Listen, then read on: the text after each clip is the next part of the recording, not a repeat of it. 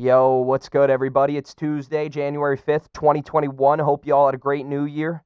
New year, new me, new us, new show, new name. Welcome to the first ever episode of Angy Talk Sports, a show where I'll do exactly that, covering everything that's anything in sports news every Tuesday, giving you just enough to sound like you know what you're talking about, including picks, analysis, and opinions of the most important topics in sports. Disclaimer, some stats and facts may be fabricated to fit my narrative. Deal with it. Do your own damn research. I am your host, Kevin Angus Ryan, a.k.a. Sergeant Pepper, a.k.a. Angy Pigskin.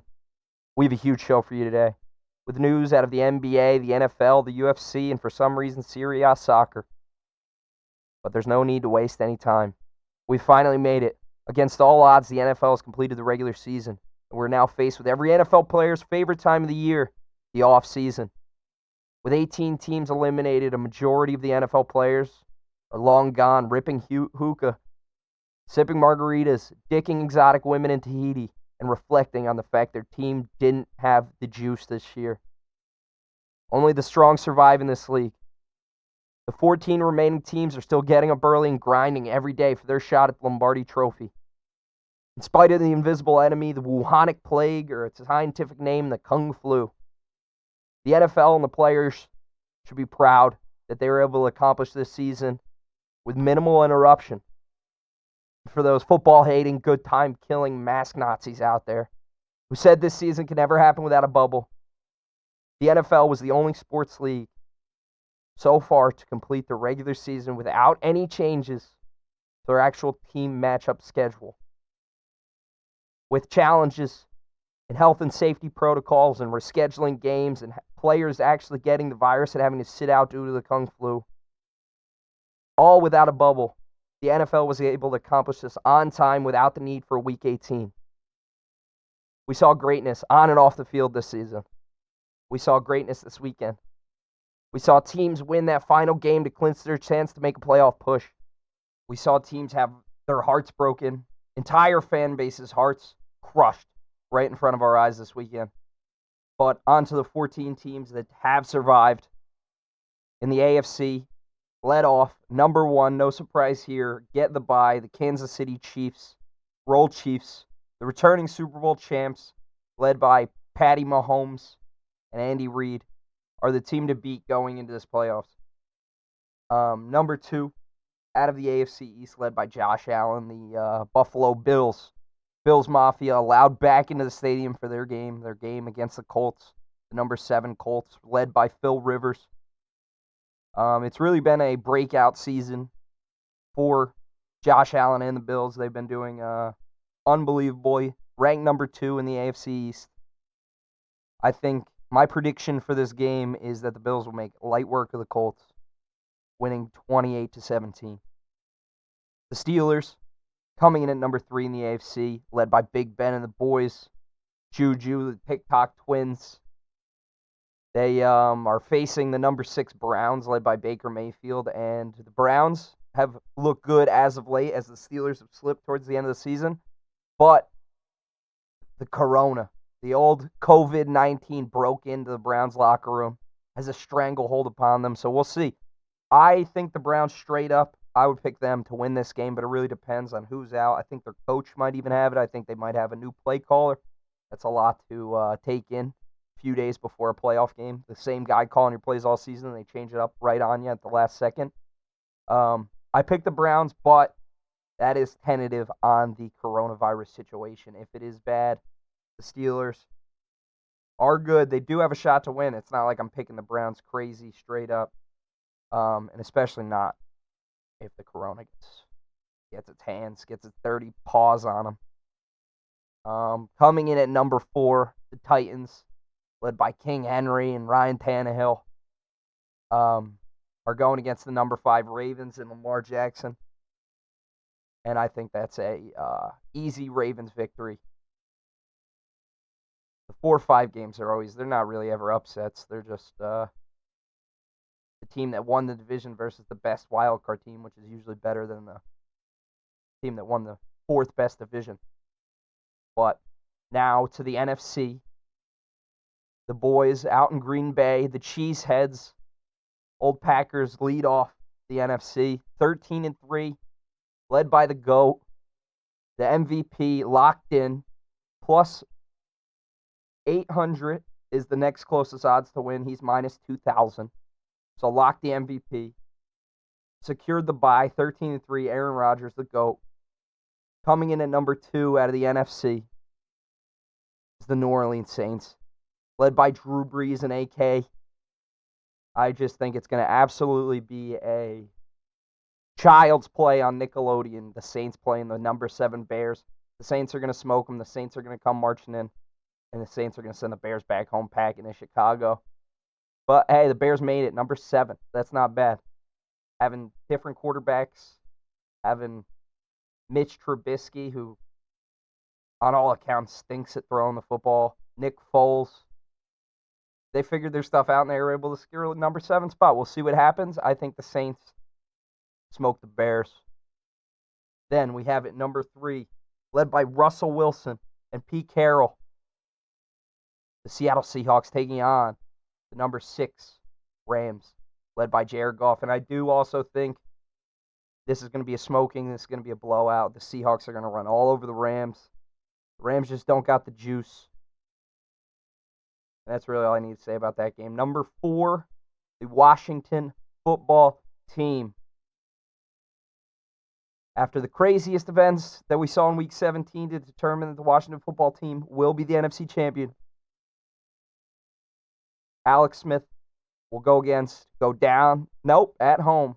Will play at home against Tom Brady and the Buccaneers coming in, invading with their ships. They're coming to raise the flags all over that field, and I do believe that they will be the only upset out of the NFC taking at the Washington football team. But how did we get here? We have to look back at Week 17, the games that determined the final playoff standings.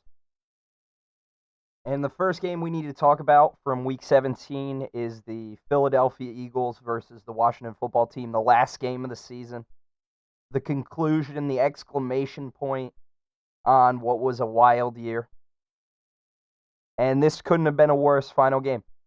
The Philadelphia Eagles literally just took a knee, took out all their starters, took out their best players. Doug Peterson listed off a few guys that were still in the game. All right, well, the rest of the roster wasn't in the game. So, I don't know.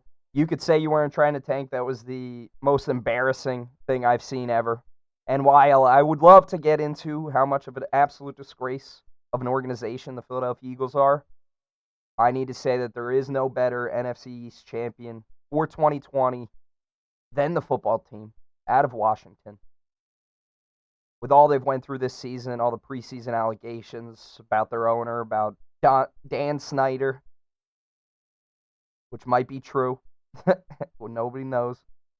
A new head coach, Ron Rivera, Riverboat Ron, coming in, battling with cancer, fighting it till the end, like he brings his team to the end. They're going to the playoffs, led by Alex Smith, who's going to be the comeback player of the year, as one of the greatest stories of all time. Returning, running to the playoffs after he told he may never be able to walk again. As a fan of Big Blue, I love everything that Coach Joe Judge said in his press conference. Although, as a 6-10 team, we really can't be that upset about not making the playoffs when we would have been 4th in 5 out of the 8 divisions of football.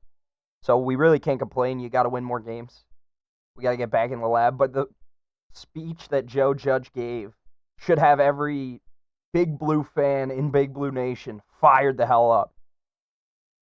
And, I don't know, 2-3 weeks out from Jason Kelce's speech that got everybody fired up, that got J.J. Watt fired up. He gave his own speech about it, about not tanking, about how winning every week, coming in, trying to get a win for your players, for your fans, for your city. He got everybody going. And then Doug Peterson comes in, takes Jalen Hurts out of the game, down 3, and puts in some guy, I don't even know, some guy who should have not been in the game. Jalen Hurts got screwed. The Philadelphia Eagles got screwed. The New York Giants got screwed. Jason Kelce got screwed. Carson Wentz got screwed, but he probably should have been. And the NFL got screwed. That was a terrible way to end the season. Giants walking off the field at their end of the game, believed they put it all on the line. They put up a winning effort, 23-19. Walking off the field, they felt like they had a shot at the playoffs. But going into that game, Doug Peterson knew there was no way that they were going to get a win against the Redskinners. He just knew going in. He said, we're not doing it. We're screwing over Big Blue. We're taking them out. We're going to tank this game, get the best draft pick we could get, take out Jalen Hurts, ruin his confidence. I don't know. It's all a bunch of nonsense. That was a terrible way to end a season. Like, I'm just upset about that. They could have had any other game. Even though I loved it, had it gone our way as a Giants fan, that would have been a sweet 8:30 game. Best way to end the season ever. Getting into the playoffs. The second game from Week 17 that we need to talk about is the Cleveland Browns' victory over the Pittsburgh Steelers, leaving them at 12-4. That's 4 out of their 5 last games dropped. They did start Mason Rudolph. They were sitting a few of their star players. They still had James Conner in rushing. They still had Claypool in, Juju. Only had 65 yards. So they were taking it easy. They were taking the gas off. Big Ben wasn't in. They're resting their boys. But the Cleveland Browns did look good. They were running around. Their defense was stopping everybody. I know it's not the same when Mason Rudolph's in the game on the Browns side of the ball. Baker was 17 for 27, 196 yards and a touchdown. Nick Chubb had a touchdown, 108 yards, both good games. Jarvis Landry only had 51 yards. Austin Hooper, the tight end, had their receiving touchdown.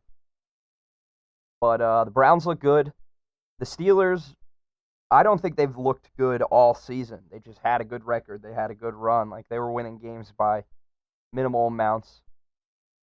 Close games, which it is good. It is a good sign to see a team winning close games. That'll definitely show up in playoffs. They did lose this one 22-24. The Browns took the W.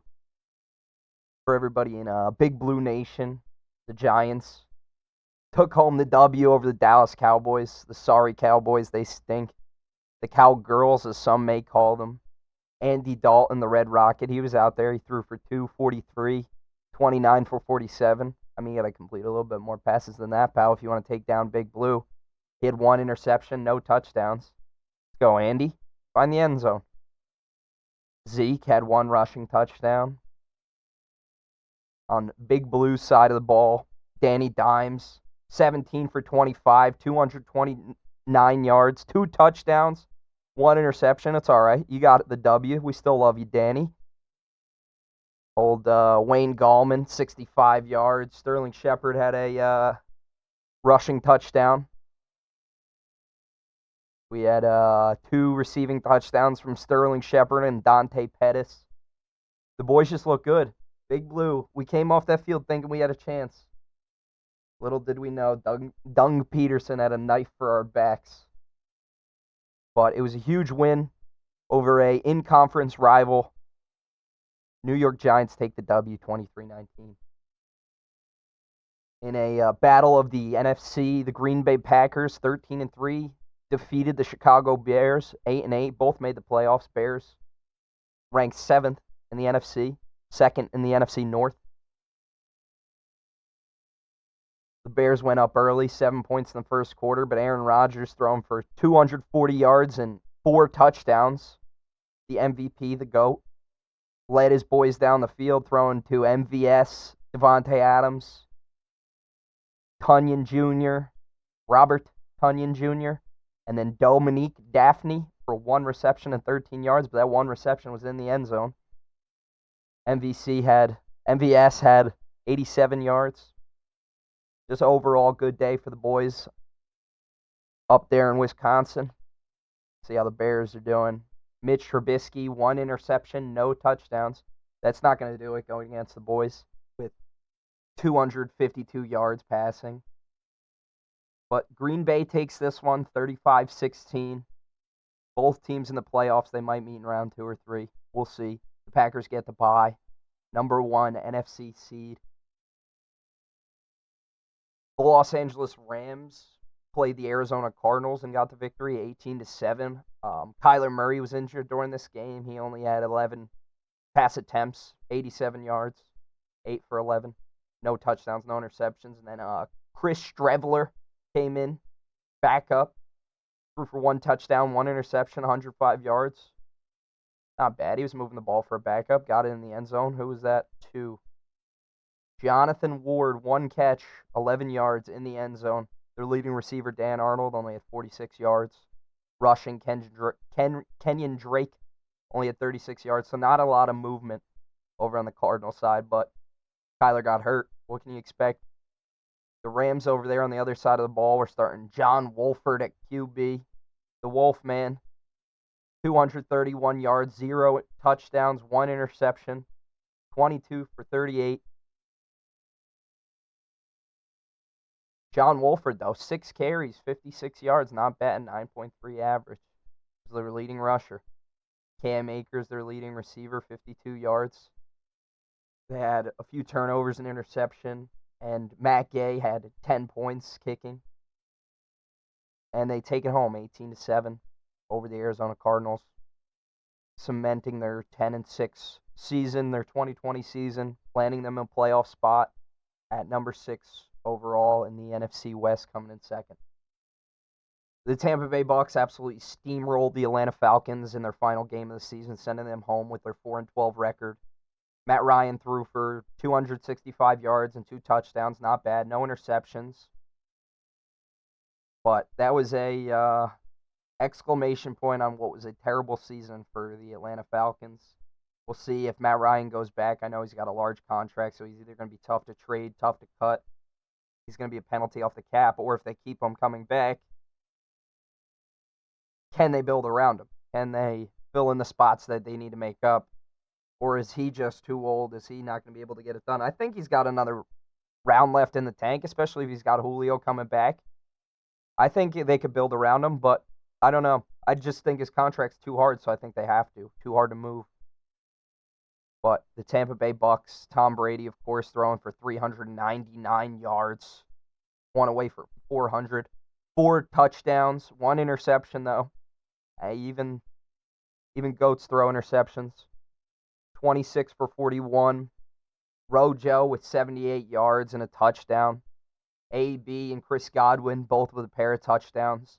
130 yards apiece for both of them. Mike Evans, 46 yards. 15 yards average, though. He's just going deep ball. The Bucks finish at number 5. Realistically, they should be number 4, right behind the Seahawks, who are 12-4. But the Washington Redskins won their division at 7-9. So they got the number 4 seed, so they're playing the Bucks. Either way, they'd be playing each other. Washington just gets home field advantage. The Tampa Bay Bucks got to go up north, get out of the nice, warm Tampa sun to the cold, snowy Washington, D.C. area. The Seahawks took on the San Francisco 49ers, sending them home at 6-10 with a number 12 draft spot projected as of right now. I think that's confirmed, but don't take my word for it. Do your own damn research. They won 26-23. Russell Wilson threw for 181 yards. You'd think it'd be more out of the kid, but he didn't need it. He was taking the day off. He was taking it light. They were just playing the 49ers. He had 2 touchdowns. Alex Collins had a rushing touchdown. Chris Carson had 44 yards. Tyler Lockett, 90 yards, 2 touchdowns in the air. Russell Wilson was just feeding him, getting that connection up. DK Metcalf only had 21 yards passing. He did set the Seahawks single-season record for receiving yards, and will definitely get way more production in the playoffs. The Seahawks do take this one over the 49ers, sending them home 26-23. The Saints, number 2 in the NFC, steamrolled the Carolina Panthers, ending their season at 5-11. Drew Brees threw for 201 yards, 3 touchdowns, and it was just an absolute embarrassment on the point of the Carolina Panthers. Taysom Hill had a rushing touchdown. Emmanuel Sanders received 1. Jared Cook, Austin Carr, both receiving touchdowns. 63 yards in the air for Emmanuel Sanders. And Panthers quarterbacks in the game combined for 5 interceptions, with 2 from Teddy Bridgewater, who did throw for 176 yards, and 3 from Phillip Walker, threw for 95 yards. Touchdown rushing from Rodney Smith, but that was really the only production. They had that game. Saints win it 33-7, finishing their season 12-4 with a number 2 seed in the NFC. The Colts finished their season in Duval County against the Jags. They beat them 28-14, sending the Jags packing at 1-15 with the number 1 overall pick, about to replace Gardner Minshew, the Mustache Marauder, with the flying Hawaiian Trevor Lawrence with the number 1 overall pick. Unfortunately, the Jets couldn't secure that, so they're stuck with old Sammy D or whoever they could find in the draft. But old Mike Glennon for the Jags, the Sky Cam, 2 touchdowns, 261 yards, 26 for 42, no rushing touchdowns. Lavisha Chenault Jr. had 2 touchdowns receiving, 68 yards. Chris Conley had 87 yards. Over on the Colts side of the football, old Phil Rivers. Old gosh darn Phil Rivers. 1 touchdown, 1 interception, 164 yards passing, 2 rushing touchdowns from Jonathan Taylor, 50 yards receiving from old Nyheim Hines. He had 17 yards rushing too. And the Indianapolis Colts finish up their season 11-5, number 7, second in the AFC South. The Baltimore Ravens absolutely dog-walked the 4-11 Cincinnati Bengals. Lamar Jackson, 3 touchdowns, 1 interception, 113 yards, taken out just to rest, just to relax, put his feet up. For Tyler Huntley, 8 yards passing. I guess that must have been very much at the end. J.K. Dobbins, 160 yards on the ground. The kid was moving.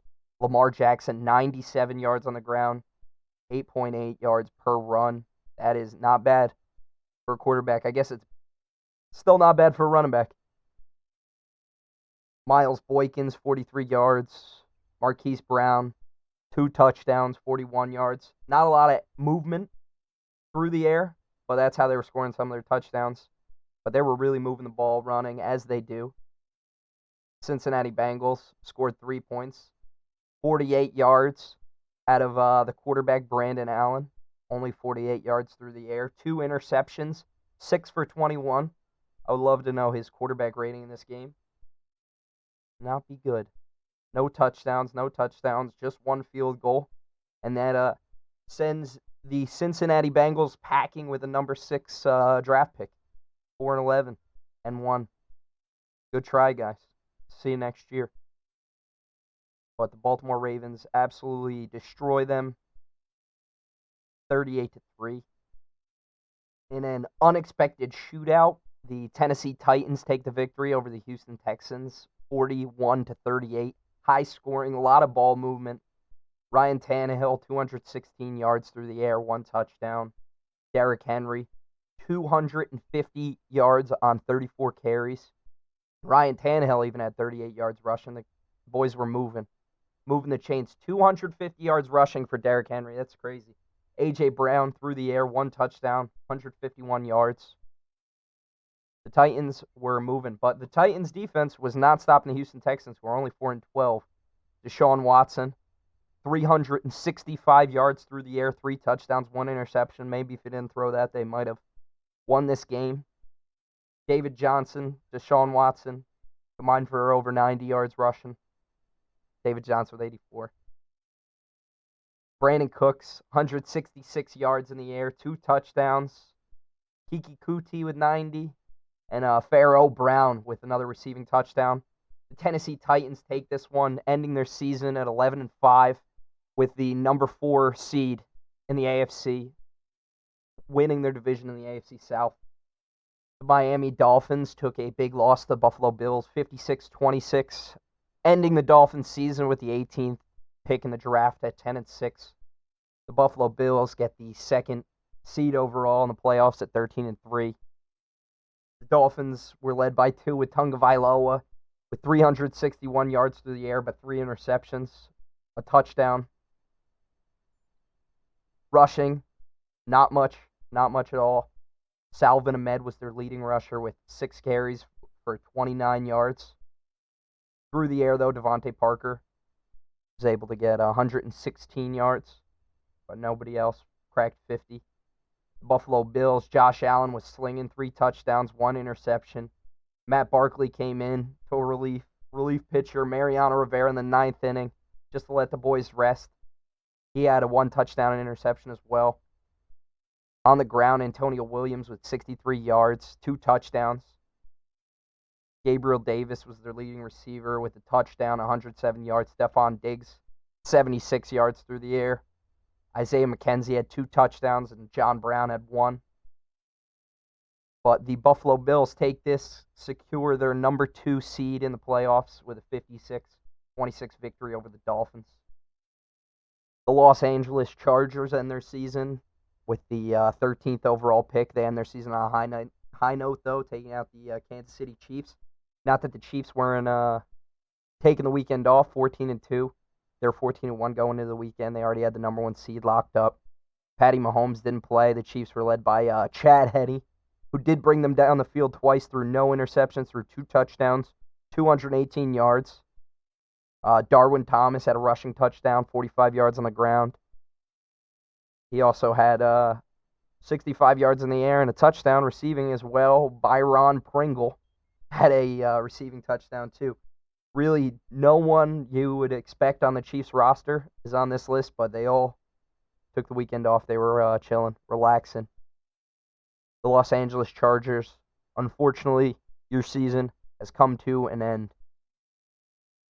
And that was all the games from Week 17 that had any playoff implications. Going into the playoffs, looking at the bracket, aside from the Washington football team making it, it is filled with good teams all over. I mean, the Rams, number 6. The Browns, number 6, 11-5 and 10-6. There's just some good teams. The Bears, 8-8. They snuck by, but they could do something. Maybe, probably not. The Colts, 11-5, round out the AFC. Just a lot of good football teams. I am very excited for Week 1, the matchups this weekend. There might be a few upsets. Might be a few surprises, a few shockers I'm excited to watch. The matchups this weekend on Saturday are the Colts at the Bills at 105, the Rams at the Seahawks at 440, the Bucs at the Washington football team at 8:15, and then the Sunday games are Ravens at Titans at 105, the Bears at the Saints at 440, and the Browns at the Steelers at 8:15, and then tune in to Nickelodeon to watch the Bears and Saints game. It'll definitely be a fun time.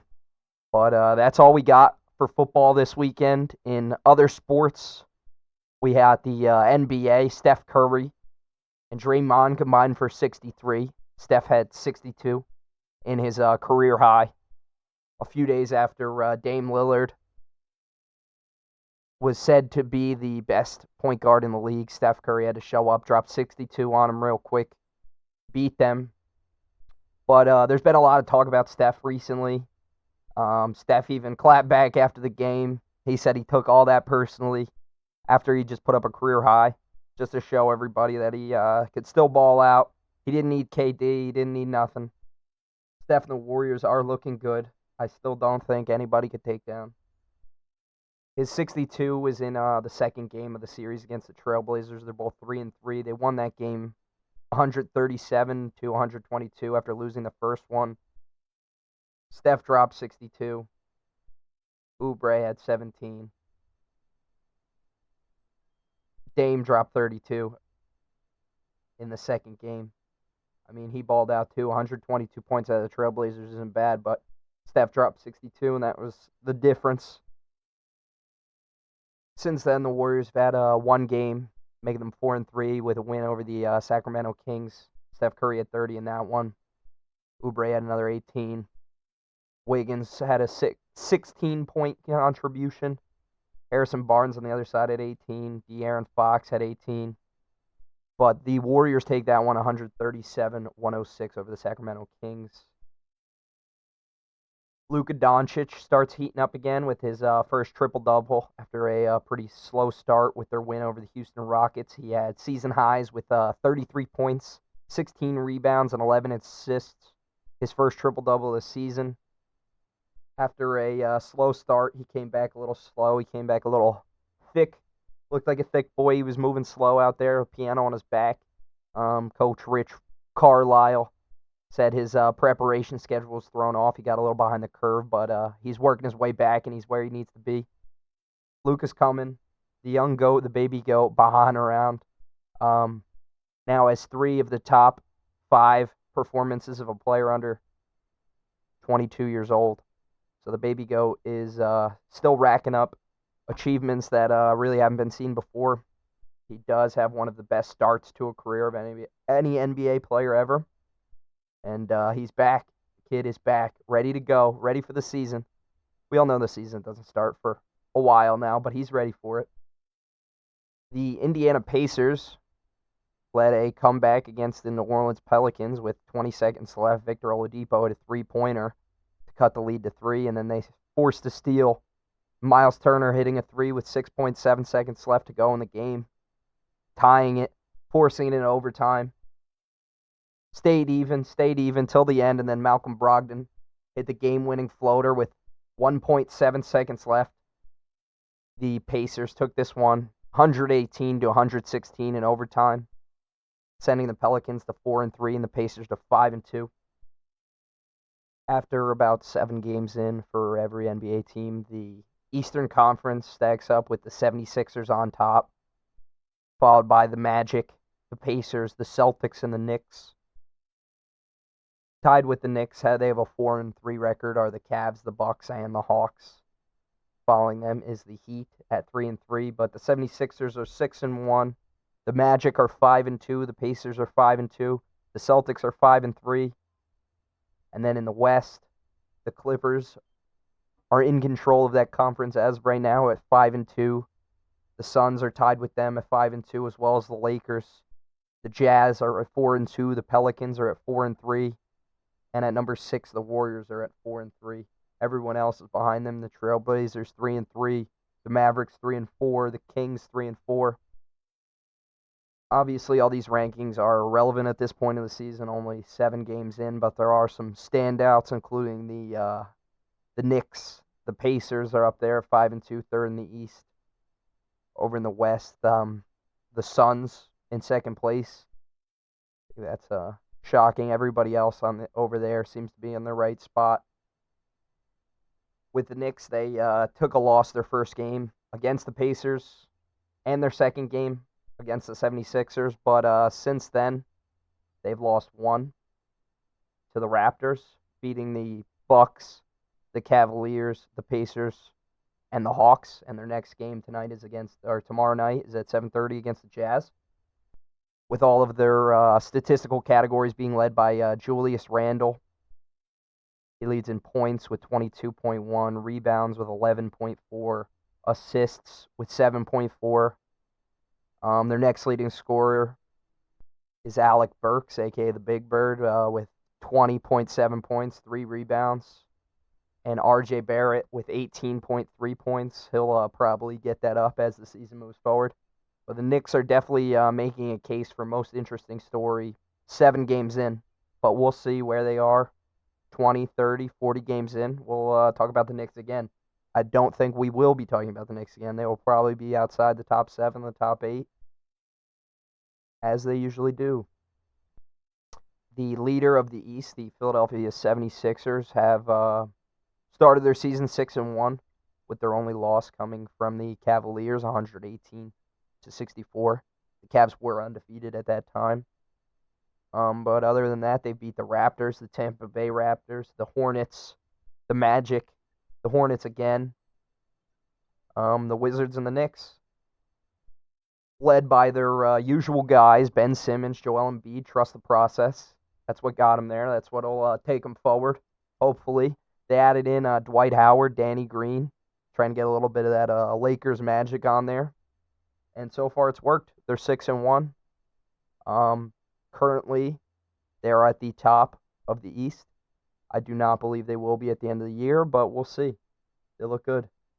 Over there, atop the West is the LA Clippers. They are 5-2, with their only losses coming from the Mavericks and the Donovan Mitchell-led Jazz, with their same core as last season, Kawhi Leonard and Paul George coming back, with Pat Beverly and Lou Will still on the team, Marcus Morris. They add Serge Ibaka. They change up their head coach, from Doc Rivers to Ty Lue, who they hope will give the team a little bit of better chemistry and hopefully be the LeBron Slayer, having coached him to NBA Finals himself. Leading their team in points is Paul George with 25.1, followed by Kawhi Leonard with 22. Rebounds, Kawhi Leonard 6.4. Assists, Kawhi Leonard 5.8. Steals, also Kawhi Leonard. Blocks, also Kawhi Leonard with 2 and 1.2 respectively. Serge Ibaka averaging 13 points. Zubats averaging 9.7. And they're going into a doubleheader against Golden State, January 6th and January 8th, back-to-back, with Steph all the way back, dropping 62 the other day, feeling himself, feeling good. It's going to be a good game seeing those two battle at it, two playoff teams. So that'll be an early one to watch this season. But definitely, aside from the adding of the Brooklyn Nets players, Kyrie and KD, back into the lineup, the Los Angeles rivalry between the Clippers and the Lakers is still the number one topic in sports media to talk about. And that is just, that evolves. Every time the Clippers win something, they're the best team in LA. Every time the Lakers win something, they're the best team in LA. At least the Lakers winning the NBA Finals last year put them a good chunk ahead, and the Clippers do need to do something crazy to overtake them again. But it'll definitely still be an open debate, a dynamic throughout the whole season that everybody will be looking into. Everything Kawhi does, everything LeBron does will be analyzed and will be here on this podcast and be talked about. And we have made it to our obligatory Los Angeles Lakers talk with LeBron James leading the team in points, 23.6. AD leading the team in rebounds, 8.8. LeBron leading the team in assists at 7.4. AD leading the team in steals at 1.3. And Marc Gasol leading the team in blocks. AD's averaging 21 points. LeBron's averaging 26. Schrodinger, good add to the team, 6th man of the year last year. He's averaging 16.3. Montrezl Harrell, also another addition to the team, 4th leading scorer at 12.6. And Kuzma and Caldwell Pope are both averaging over 10 as well, so Lakers are just spreading the ball around, scoring a lot of points, averaging 117 per game on the season. And Frank Vogel, also known as Joe from Impractical Jokers, is still out there preaching defense. The Lakers are 3rd overall with 104.1 points against per game. 3rd overall in the league, right behind the Phoenix Suns and the Philadelphia 76ers, who have both been out there locking teams up, just like the Lakers. But we got a huge season ahead of us. We're going to be here the whole time following the wins, the losses, the upsets, the rebounds, the shots, the steals, everything that's going on, bringing you analysis on the NBA. But our next 2 stories have nothing to do with that. They have nothing to do with the NFL. Hardly have anything to do with America. We got to go across the pond over there in España, because Christiano Ronaldo broke the record. He scored his 758th goal in Juventus' 4-1 win over Udinese, breaking Pele's record of 757 goals in a career, prompting Pele to change his Instagram bio to 2nd leading scorer of all time. And this is just another statistical win for Cristiano Ronaldo in his ongoing debate against Lionel Messi of who the greatest player of all time or the greatest player of their generation is. With 644 goals, Messi's still got a long way to go to catch him. But as of right now, Messi is significantly behind this season even, with only 10 goals compared to Ronaldo's 18. But Messi has outscored Ronaldo in the last 4 seasons, and it really just depends. It's like the Tom Brady, Drew Brees thing in the NFL. Whoever goes longer, whoever plays more games, whoever keeps trucking, is probably going to end up with the record at the end of their career. But Ronaldo so far has led Real Madrid to 2nd overall in La Liga, right behind Atletico Madrid, with 36 points to their 38. And Barcelona falls behind in 5th with 28 points overall for this season. We won't have a final answer on this debate for a long time, hopefully. Hopefully these 2 guys keep their careers going. Hopefully they keep playing. They're still looking like they're at an all-time high. and no signs of slowing down. It'll be a good time to watch them finish off their career. It's the glory days, the back nine of their career. We just got to appreciate greatness while they're here. And our last story of the day, we're going to talk about Conor McGregor. There's been a lot of things going about Conor McGregor. The whole story is Conor McGregor, not an individual event, not an individual thing, just Conor McGregor. Lately, he's been doing a lot of things. He's had his own business ventures. He's made Proper 12 into a alcohol giant. It's in stores across America everywhere, across the world everywhere. It's just good Irish whiskey. Goes down nice and smooth. Today he released another app to train like him. He gives out his own training programs on there to try and get everybody moving a little bit quicker. Maybe you could be a champ one day yourself if you follow it. But Conor McGregor is 17 days away from fighting Dustin Poirier in a rematch for the ages. They went only one round back in 2014 at UFC 178. Conor McGregor TKO technical knockout against Poirier their first time around. But it's been 6 years. They both had tons of fights. They both had tons of experience in the ring. They both had a lot of battles. And Dustin Poirier is going into this bout with 26 wins and 6 losses, 1 no contest. And Conor McGregor is going in with 22-4. So it is a battle. They're both better fighters. They're both more seasoned. They both improved over the last 6 years. And it will be a very interesting rematch. I still think it's going to end the same way, with Conor McGregor being the notorious one, being victorious over Dustin Poirier. But it's going to be an uphill battle. Dustin Poirier has the thought of knowing that Conor McGregor ended him after only 1 minute and 46 seconds last time. And he knows what Conor's done in his career. He's seen the battles. He's seen him win crazy fights. And he knows what he's walking into. He's got to...